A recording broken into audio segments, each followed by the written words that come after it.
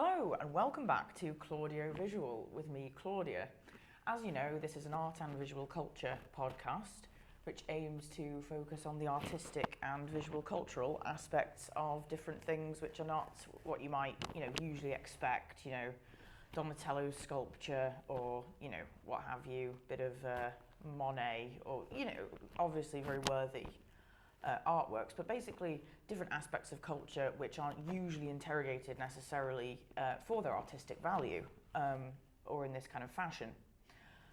And in 2 weeks' time, it will actually be the centenary of the signing of the Treaty of Versailles, which put an end to World War I.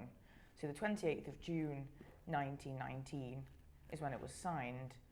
And for this reason, I thought it would be interesting to bring on my colleague and dear friend, Tom Bromwell, because the two of us quite recently visited some World War I cemeteries.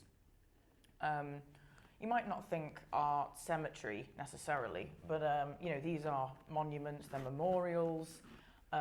They've been conceived of from an artistic and visual cultural point of view. And yes, so Tom went on a research trip of his own, and because he was driving from York to the north of France and Belgium, asked me to come along with him, probably so that he didn't fall asleep, because I basically talk incessantly and sing and play music, and he would not have been able to fall asleep in these conditions. So, but one of the main sites that we visited together in terms of World War I memorial sites was Tyne Cot, which is the largest Commonwealth cemetery in the world, and it's quite spectacular visually. So thank you for coming on. Thank you for having me. This episode. It's a bit more of a somber episode than the others, considering that we're talking about mass graves, but very, very worthy subject. So what would you say it's like kind of ascending towards the memorial of Tyne Cot? Well, for the most part for there, one of the most important things you've picked up on is that it's ascending. You're going up this very gradual hill towards through it. So actually, there's we're talking about tiny undulations in the Belgian landscape. These are not hills that most of us would be familiar with, especially not myself, being from South Wales. So it's this gentle kind of slope up towards the stone of remembrance and cross of sacrifice. So actually there's something kind of spiritual there. Even though it's not intended, we can't help but kind of see it in those terms. Yeah, like a spiritual kind of ascent towards a memorial site. Yeah. Well, as you were saying, you just mentioned there's this stone of remembrance and the cross of sacrifice. What exactly are those? Those are found in all of these kinds of grave site. So they were common throughout all the Commonwealth war graves. It's kind of one of these kind of unifying kind of motifs in each of the cemeteries.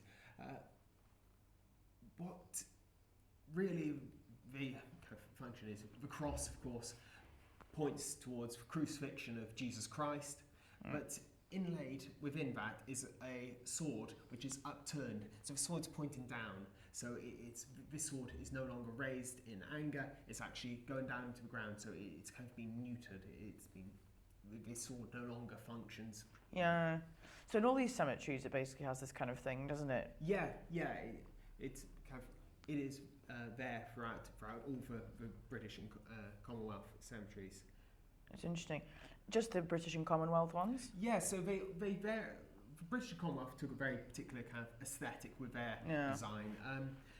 French cemeteries differ quite significantly. There are also kind of common sculptural forms, but what I find particularly interesting is the difference in the actual headstones of each of the graves. So in the British cemeteries, they're white Portland stone, very simple, very kind of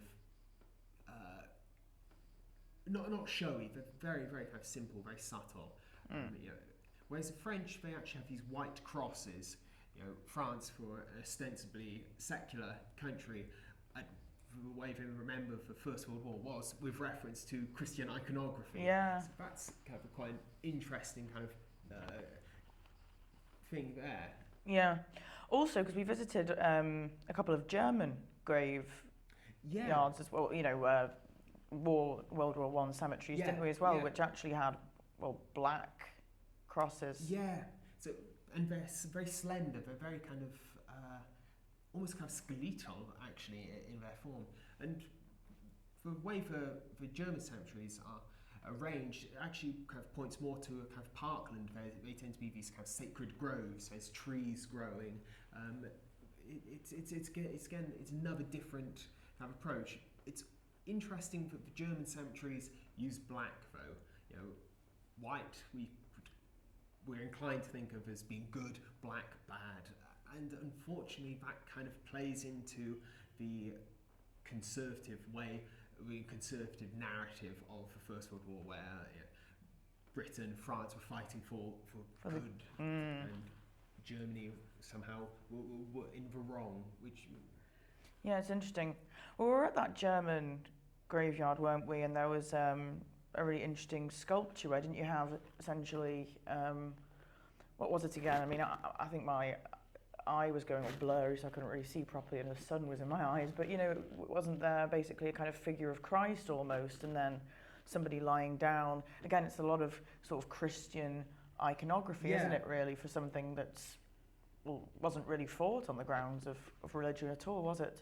Well, the war did have a lot of Christian rhetoric, especially kind of talking about whether Christianity was readily adopted. So people were fighting for, with God on their side. Gott mit uns, German, God with us. That was on the belt buckle of Prussian soldiers. Yeah. So actually, Christian element was kind of there within the war. Yeah, definitely. It's very interesting that all of these different cultures and different nations have got different types of mass grave and how they artistically deal with it. But to return to Tyne Cot, how do you feel about the sort of artistic visual impact of the fact that it's all completely white and so symmetrical? Yeah. I mean, how many I think you're a bit better with the statistics than I am. How many soldiers are buried there? Well, it's over 11,000, of which over 8,000 are known soldiers. So we don't know who it is. We just know this is a British or soldier from the Empire is buried there. We don't know. So that's really kind of harrowing. 11,000. The number kind of makes sense. 11,000. We can, perhaps if we're really bored, we can count to 11,000. But actually trying to imagine 11,000 of something is kind of overwhelming. Very haunting. Well, the fact that you and I were, the two of us were walking around. I was crying essentially at some of these graves, just saying a soldier of the Great War, known unto God. Yeah. And you have no idea. It really is harrowing. Also, something you mentioned when we were there at the time at some of these graves, the fact that they were all kind of unified. All these people have fought for nothing and were unified in death, because the visual impact of it is also that they're not even arranged, are they? The graves and or headstones by regiment or anything. They're all just. No. Like going back, it used to be segregated. 18th, 19th century. The kind of graveyard cemeteries would be segregated, so this would be a particular class, this would be a particular type. In the First World War cemeteries, actually it doesn't matter if you're an officer or a private, you would be one of these equal in death. I hadn't realised that previously that they'd been segregated in the cemeteries. I hadn't realised that. It was also interesting for us as well, wasn't it, when we were at certain World War One cemeteries, and they were predominantly crosses, but then you also had a few sort of Jewish headstones, a couple of Muslim ones, but they were all also interspersed. It wasn't even that they were segregated. Yeah. That's right.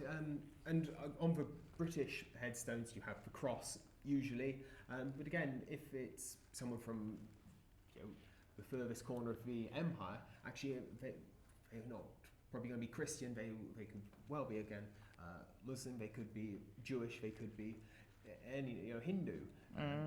So actually, the iconography on each headstones actually responds to that as well. And what do you think is the kind of impact of the design, for example, of Tyne Cot being so huge as it is? What do you feel is the kind of, because obviously it's not supposed to be art in any regard, but do you think it has a value, an artistic value in any regard? Well, it's a designed landscape to begin with, so we're talking, we are talking about kind of landscapes, garden design almost. Yeah. It's planted in a particular way. It's been considered like that. It's architectural. So that's there definitely, and it was considered. What kind of what are we meant to take from this? In the design, they're consciously aware of how the viewer, the visitor, would engage with this landscape. So, in that sense, it is very much, it engages with what we consider kind of visual culture. Yeah, it's a commemorative visual culture. Yeah. Well, I mean, even a few of it, not just Tyne Cot, but even some of the other places that we visited on that jolly excursion around post-war landscape, northern France. There were a lot of people walking around sort of visiting, weren't they, and it's a very tangible kind of, tangible form of kind of visual culture, isn't it? Yeah. Where you have to interact with it, really, on a very emotional level. But again, we were tourists, other people were tourists there, and that tourist industry started out in the early 1920s, actually, so immediately after, the peace is signed, suddenly people are going there to visit the landscapes where their loved ones had, had their last breath. They wanted to somehow engage with what had gone there before. Yeah. So that kind of, almost that kind of sacred journey of going to these places has always been there. Yeah. So it's almost a bit like a pilgrimage site in some regard. Yeah. I mean, as you were saying as well, it's not, obviously, it's architectural to an extent, but obviously it's not a church, but, as you were saying, there's a very processional aspect, especially at Tyne Cot, isn't there? You sort of walking along, weren't you saying it seemed a bit like almost not pews, obviously, but... Well, to a strange way, there is a central aisle, and there are these row upon row upon row of headstones which lead up towards the altar and the cross. They are kind of like pews, and if we're going to be slightly kind of more imaginative about it, we can go, well, these are the kind of the soldiers, the kind of the sacred congregation who gave their life up for a greater good, and then that gets kind of conflated with this kind of Christian identity. So actually, when we walk into a church, we go, oh wow, this is beautiful, this is spectacular, it's a wonderful piece of Gothic architecture. Actually, a similar sort of kind of interaction takes place in these cemeteries. Yeah, no, I'd agree with you. But I think it's particularly interesting, the differences in the different cultures and how... Because isn't it also the case, I think you said at the time, that when you're in one of these memorial sites, if it belongs to your country, you're actually on a piece of your nation's ground. Yeah.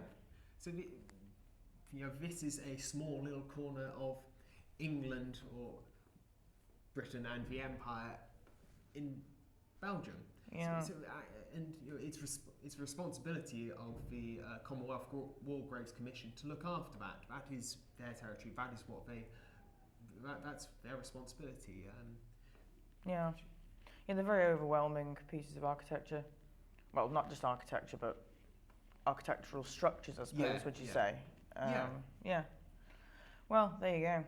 Anyway, this has been a bit of a somber episode of ClaudioVisual, but it's been interesting to interrogate, I think, some of these matters of mass graves, as devastating as it is.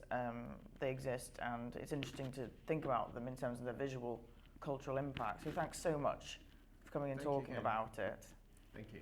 Right, and I will see you again